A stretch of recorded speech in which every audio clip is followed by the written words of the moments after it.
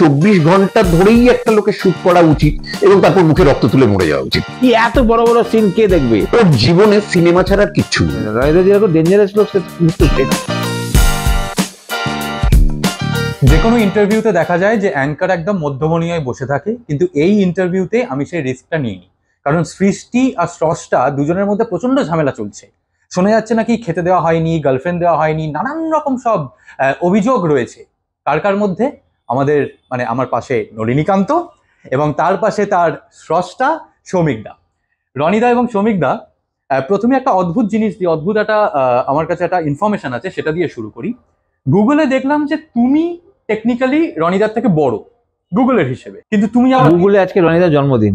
ও, গুগলে আজকে রনিদার জন্মদিন। আজকে এই আজকেই দেখানো হবে কিনা সেটা জানি না, কাজে আজকে বলা যাবে কিনা জানি না, কিন্তু জন্মদিনটা ভুল রয়েছে। গুগলের উপর বেশিরভাগ সময় ভরসা করা যায় না, এটাতেই সেটা বোঝা গেল। কিন্তু আমরা যেটা জানতে পারলাম যে গুগলের হিসেবে তোমার বছরে 4টে জন্মদিন, তো সেটা সুবিধা না। গুগলের হিসেবে 4টে জন্মদিন না, গুগলের হিসেবে বোধহয় 2টো ফলস জন্মদিন আছে। আমার 25শে বৈশাখ এমনিতে জন্মদিন, সেটা 8 মেতে ইউজুয়ালি পড়ে, কখনো কখনো 9 মে। আর বাকি বিভিন্ন রকম মাঝে মাঝেই দেখি ফুলের বুকে চলে আসছে, লোকে উইশ করছে, আর তখন প্রত্যেককে আলাদা আলাদা করে জানাতে ভীষণ বিব্রত হয়ে পড়ি। যাই হোক, যারা জানেন তারা জানেন, বা এখন অন্তত জানলেন যে 25শে বৈশাখ, এটা আশা করি ভুলবেন না ডেটটা, রনিদার জন্মদিন। তা সৌমিকদা, তুমি রনিদাকে কবে থেকে চেনো, যে রনিদা বলেই শুরু করেছো তোমাদের জার্নি নাকি? অনেক দিন। রনিদার সঙ্গে আমার 30 বছরের আগে আলাপ। রনিদার সাথে আমার প্রথম কাজ যতদূর মনে হচ্ছে, একটা উত্তম কুমারের ছবি রিমেক হয়েছিল, অতি উত্তম বলে একটা সিরিজ। তারও আগে না, তারও আগে তোর আমি একটা পাইলট করেছিলাম, যেই পাইলটে পুপু ক্যামেরা করেছিল, সেটা হচ্ছে তোর সাথে আমার প্রথম কাজ। অতি উত্তম তারপরে। আচ্ছা, যেখানে আমাদের সুদীপ চ্যাটার্জি, সে তো এখন বম্বের বিরাট নাম, কিন্তু ওর বোধহয় তখন কলকাতায় ওই প্রথম কাজ বা একমাত্র কাজ এরকম কিছু সৌমিক, সেটা আজ থেকে 30 বছর আগের কথা। তারপর তো দীর্ঘদিনের এমনি প্রচুর কমন ফ্রেন্ড রয়েছে। তখন নন্দনের সাইডে আমরা সবাই, যারা নাকি স্ট্রাগলিং বিভিন্ন শিল্পী, তার মধ্যে ডিরেক্টর বা অ্যাক্টর সবাই পড়ে, সেখানে ওর সাথে আলাপ, কমন বন্ধু বান্ধব ছিল। তারপরে আমার মনে পড়ছে রনিদাকে প্রথম দেখেছিলাম আমি অঞ্জন দত্তের একটা সিরিয়ালের শুটিং এ, যেটা আমি প্রডিউসার ছিলাম, স্বপ্ন নিয়েতে। তখন রনিদা এরকম রোগা ছিল, একদম পাতলা রোগা ছিল। রনিদা আসতে, রনিদা অভিনয় করতেন, খুব একটা ঝোলা ব্যাগ নিয়ে আসতেন। রনিদা দেখে আমি ভাবতাম যে বাবা, এত ভদ্রলোক অভিনয় করছেন, নিপাট ভালো মানুষ যাকে বলে আর কি। রনিদা যেরকম ডেঞ্জারাস লোক সেটা বুঝতে পারি না দাদা, কথাটা কেমন একটা সাউন্ড করলো, এত ভদ্রলোক অভিনয় করছেন, এত ভদ্রলোক হলে কি করা উচিত? ভদ্রলোকের ভূমিকায় অভিনয় করছেন বোঝাতে চাইছে বোধহয় হতে, কারণ ও নিজে এত ভালো মানুষ, সেই চোখেই ও পৃথিবীটাকে দেখে। আমার তখন বন্ধু বান্ধব, কাছের মানুষ সবাই জানে যে নিপাট ভালো মানুষের থেকে অনেকটা দূরেই আমার অবস্থান ছিল। সেই রকম জায়গা থেকেই আমার অভিনয় পা দেওয়া। মোটেই আমি ভালো মানুষ ছিলাম না, কিন্তু ও নিজে খুব ভালো মানুষ বলে আমাকে ওই চোখেই দেখেছে এবং শান্তশিষ্ট বলেই। পরবর্তীকালে রনিদার সাথে আমি একটা কাজ করেছিলাম, খুব ইন্টারেস্টিং কাজ। ওই বললাম যে কখনো মেঘ বলে একটা কাজ হয়েছিল। রনিদা ভিলেনের পাঠ করেছিল, অপুদা ছিল হিরো, উত্তম কুমারের পাঠটা অপুদা করেছিল, শাশ্বত করেছিল আর কি।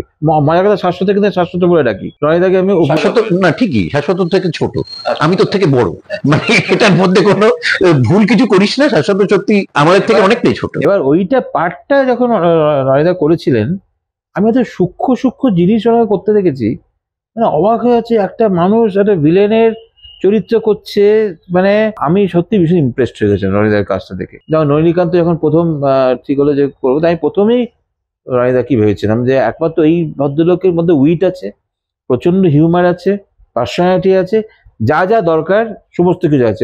আমি রনিদার মধ্যে মিস্টার বিনকেও খুঁজে পাই, আবার at the same time pink প্যান্থারকেও খুঁজে পাই। রনিদার মধ্যে সব রকম ক্যারেক্টার আছে আর কি। রনিদা যখন গম্ভীর হয়ে যখন ভিলেনের মুখে পিস্তল ঢুকিয়ে দেয়, তখনও বিশ্বাসযোগ্য হয় প্রচন্ড। আর যখন প্রচন্ড বউর কাছে ধমক খায়, তখনও খুব বিশ্বাসযোগ্য। তাই জন্য রনিদাকে আমার খুব পছন্দের আর্টিস্ট। ওর সাথে কাজ হয়তো কম হয়েছে, কিন্তু বন্ধুত্বটা কিন্তু থ্রু আউট থেকেই গেছে। তার একটা খুব বড় কারণ হচ্ছে ওর জীবনে সিনেমা ছাড়া কিচ্ছু নেই। তা ঠিক। ওর জীবনে আমি শুনিনি কখনো কারো নিন্দে করছে, কখনো কারো সমালোচনা করছে।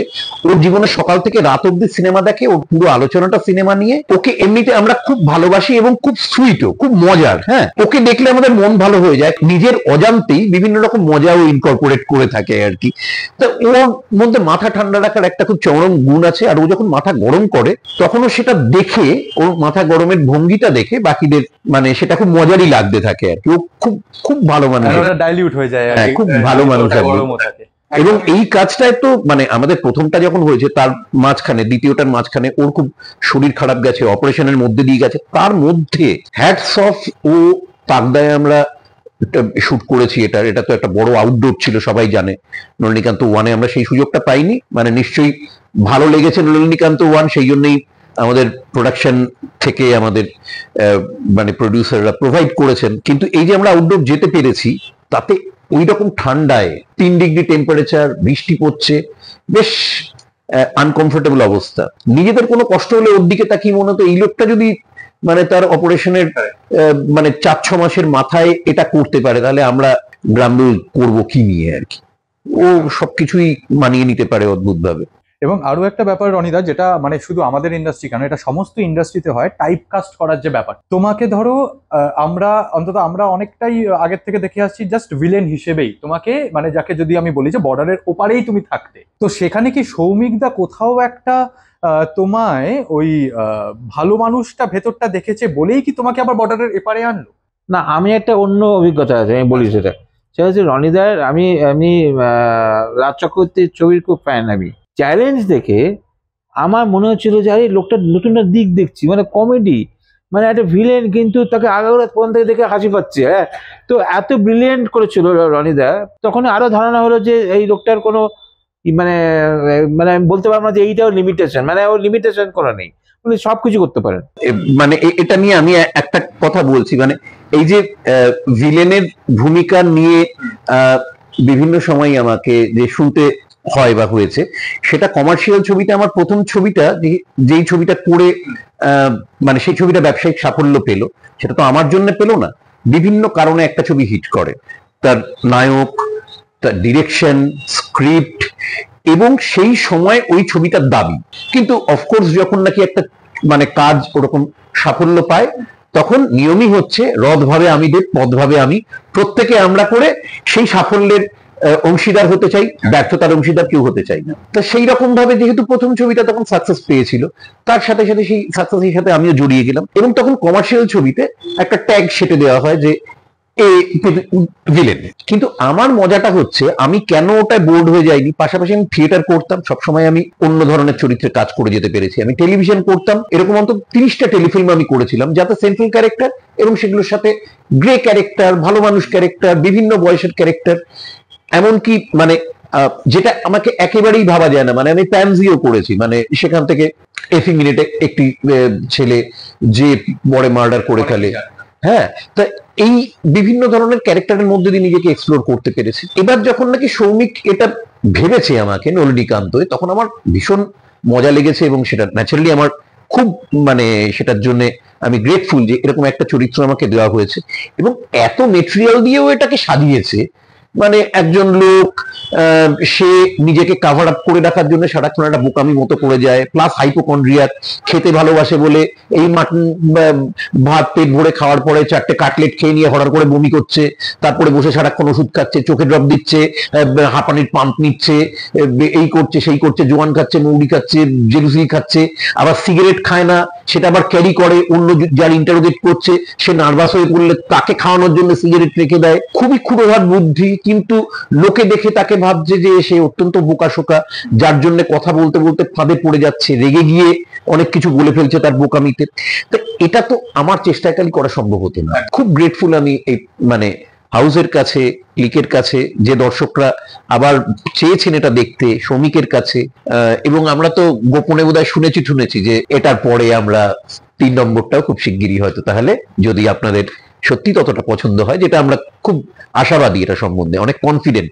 একের সময় যেটা হচ্ছে যে রনিদা প্রতিদিন আমাকে ধমকাতো, এত বড় বড় সিন কে দেখবে, তুই যে এত বড় বড় সিন লিখেছিস, এত বড় 7 মিনিট 8 মিনিটের সিন কি করে হবে, কেউ দেখবে না, আজকাল লোক 2 মিনিট দেখে না। রোজ বকতো। তো আমি বললাম সত্যি তো এটা বড় হয়ে গেছে খুব, আর সত্যি এপিসোডগুলো বিরাট বড় বড় ছিল, 7টায় বড় বড় এপিসোড হয়েছিল। আমি বলছিলাম কেউ দেখবে না বোধহয়, কিন্তু মজার কথা হচ্ছে এডিট হবার পর কিন্তু মানে জিনিসটাকে অন্যরকম হয়েছে, যে একদম যেটা সেকেন্ড সিজনে কিন্তু আমরা ডেলিভারেটলি খুব বড় সিন রাখিনি, সিনগুলো বড় না, ছোট ছোট সিন, কিন্তু লোকেশন প্রচুর বেশি, কিন্তু ওয়ানে কিন্তু বড় বড় সিন ছিল, কিন্তু অদ্ভুত ভাবে না সিনগুলো দাঁড়িয়ে গেছে।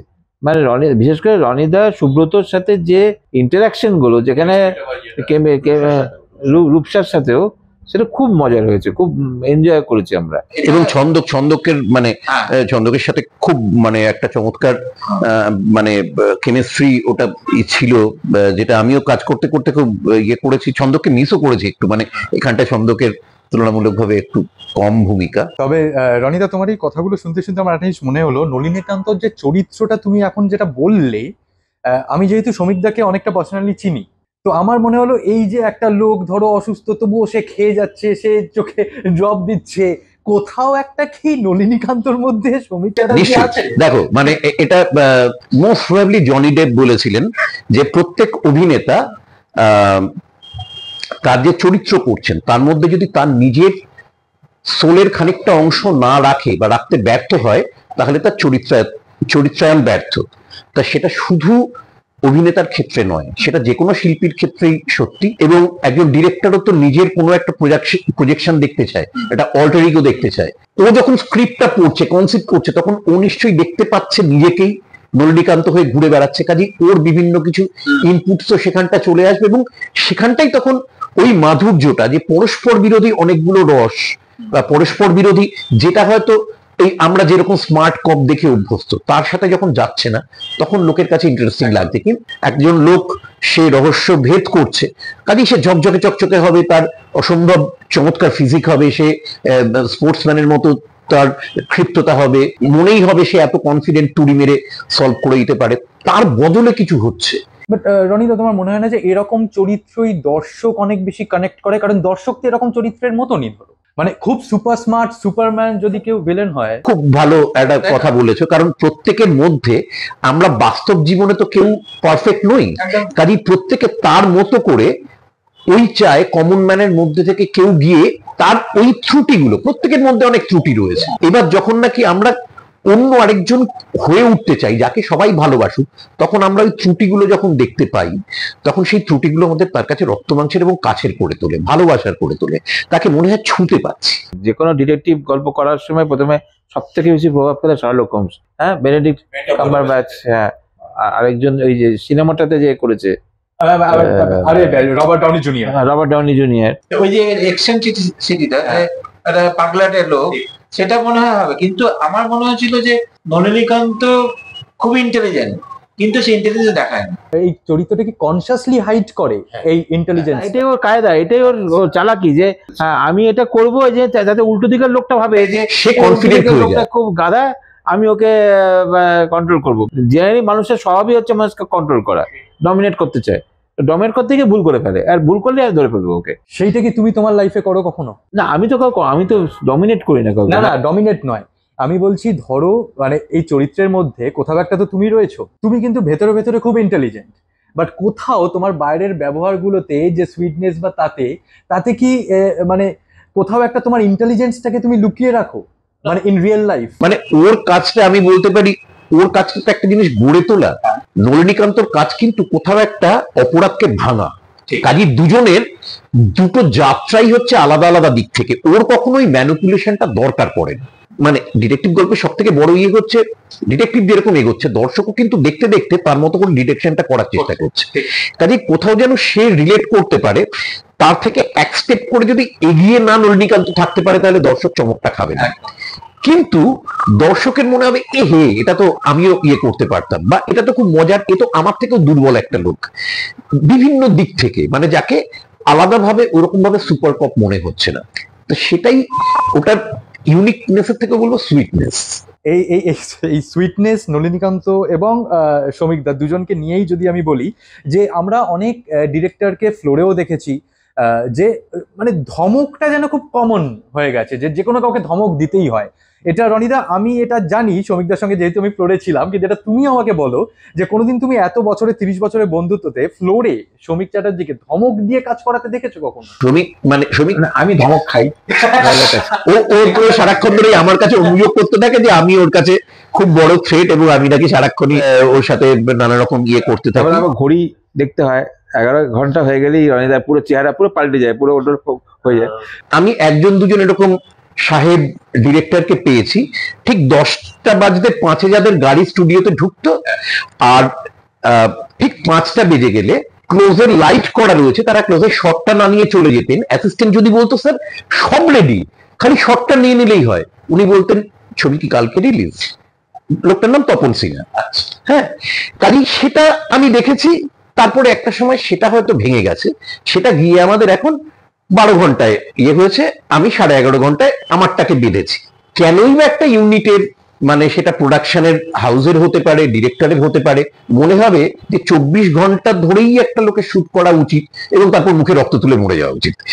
এটা যদি মনে হয় তাহলে ভুল মনে হবে, এবং সেটাই তখন আমি ওই যেটা ততটা সুইট নয় আমার যে সেলফটা, সেটা হয়তো তখন ওই কলসির দৈত্যের মতো এইরকম ভাবে বেরিয়ে আসে। তা সেটার জন্য আমি বারবারই ওকে রনিদা খুব সুইটলি করে, মানে রনিদা এরম করে, মানে চোখ রাঙিয়ে কখনো বলে না এটা। রনিদা বরং বলে যে তোরও শরীর খারাপ হয়ে যাবে, তুই যে অতক্ষণ শুট করিস সেটা ঠিক নয়, শরীরের জন্য ভালো নয় এটা ঠিকই, কিন্তু আমরা এমন একটা চাপে, এটাও একটা মানে আলোচনা। কারণ একটা মানুষ আলটিমেটলি সে বেঁচে থাকছে তো কাজটা করার জন্য, এবং সে যদি বেঁচে থাকে সে আরো অনেকদিন কাজ করবে, ভালো কাজ করবে। ইন্ডাস্ট্রিকেও একটু বদলাতে হবে। ইন্ডাস্ট্রিতে একটা কথা আছে যে বন্ধুত্বটা শুধুই ওই ফর্মালিটির জায়গায় থেকে যায়, ভেতর থেকে বন্ধুত্ব হয় না। আমার কাছে বন্ধুত্ব মানে যে বন্ধু আমার ভালোও বলবে, মানে ওই প্রেমিয়ারে বলা ভালো নয়, খারাপটাও বলবে। তো যদি তোমাদেরকে এখন জিজ্ঞেস করি যে শুরু যদি আমি রনিদাকে দিয়ে করি, রনিদা তোমার কি মনে হয় 30 বছর ধরে তুমি সৌমিক চ্যাটার্জিকে দেখছো, সৌমিকদাকে দেখছো, এখন যদি সৌমিকদার কোনো একটা জিনিস বা দুটো জিনিস তুমি চেঞ্জ করতে বলো, বা যদি বলো যে সৌমিক তোর এটা ঠিক নয় এটাকে বদলা, তুমি কোন দুটো জিনিস বলবে? দেখো, আমি নিজে একজন পারফেক্ট মানুষ যেহেতু নই, আমি অন্য একজনকে ওটা বলার জায়গায় নেই কখনোই। হ্যাঁ, কিন্তু স্টিল আমার মনে হয় যে ওর না বলতে শেখা উচিত আরেকটু। ও নিজেকে বদলে ফেলতে পারবে না আজকে এই বয়সে এসে, কিন্তু কোথাও ওর আরেকটু স্ট্রিক্ট হতে পারা, ওর ওই অতটা সুইটনেস কোথাও কোথাও হয়তো একটুখানি, হ্যাঁ মানে ও হয়তো সেটা মিসহ্যান্ডেলড হয়, খুব বেশি মিষ্টি একটা মানুষ। যে কোনো যদি দুটো দিক তুমি বলো রনিদার, যেটা তোমার মনে হয় রনিদার চেঞ্জ করা উচিত। আমার মনে হয় না রনিদা কিছু চেঞ্জ করে। রনিদা এমনিতে কেন, রনিদাকে দেখে সব থেকে ভালো লাগে কেন, খুব হ্যাপি মনে হয়। এই পৃথিবীতে না এইরকম মানুষ খুব দরকার, যে রনিদাকে দেখি মনে হয় রনিদা কোনো কমপ্লেন নেই লাইফ সম্বন্ধে। এই রকম লোক পৃথিবীতে যত থাকবে তত ভালো পৃথিবীর জন্য। আমার মনে হয় না রনিদা কিছু চেঞ্জ করা উচিত। নলিনীকান্ত 2 রিলিজ করছে, এবং রিলিজের আগে ডিরেক্টর এবং স্বয়ং নলিনীকান্ত কি বলছে সেটা আমরা জেনে নেব। সৌমিকদা তোমাকে দিয়ে যদি শুরু করি, দর্শককে কি বলতে চাইবে নলিনীকান্ত 2 নিয়ে? নলিনীকান্ত 2 আদ্যপান্ত এন্টারটেইনিং একটা সিরিজ। আমার মনে হয় যে এর মধ্যে নানা রকম রস আছে, এবং সেটা মানুষ খুঁজে পাবে এর মধ্যে। আরেকটা জিনিস আছে, রজনীকান্তের গল্পটা কিন্তু খুব সিরিয়াস গল্পের এইবার লাস্টের দিকে একটা অদ্ভুত টুইস্ট আছে, যে টুইস্টটা, যে চমকটা এই জন্যই আছে, তাতে পরিষ্কার দর্শক বুঝতে পারবে যে Nalinikanta is different. Nalinikanta human, মানে প্রচন্ড একটা হিউম্যান স্টোরি এটা, এবং হিউম্যান স্টোরিটা আজকের দিনে ভীষণ দরকার। চারিদিকে যে ভায়োলেন্স পড়ছি দেখছি, তার মধ্যে রজনীকান্তর যে হিউম্যানিটি সেটা খুব ইম্পর্টেন্ট। আমরা নলিনীকান্ত 2টা করেছি তো একদম কোর টিম, আমরা বলবোই অসাধারণ হয়েছে, এরকম সিরিজ আর হয়নি। আমাদের কথা বিশ্বাস করবেন না, নিজে দেখতে শুরু করুন। যদি একদমে পুরোটা শেষ করেন তাহলে বোঝা যাবে ভালো, তাহলে অন্যদের বলবেন। হ্যাঁ, আর সবসময় আলাদা কি সেটা যদি আমরা বলি, সেটাই সবসময় বিশ্বাসযোগ্য না। সবসময় আলাদা হলেই জিনিস হিট করে না। ববি, এক দুজেকে নিয়ে, বেতাব, সব এক গল্প হিট করেছে। আপনি দেখুন, যদি ভালো কিংবা খারাপ এই দুটোর একটা লাগবে। আমাদের মনে হয়েছে ভালো, এবার দেখুন।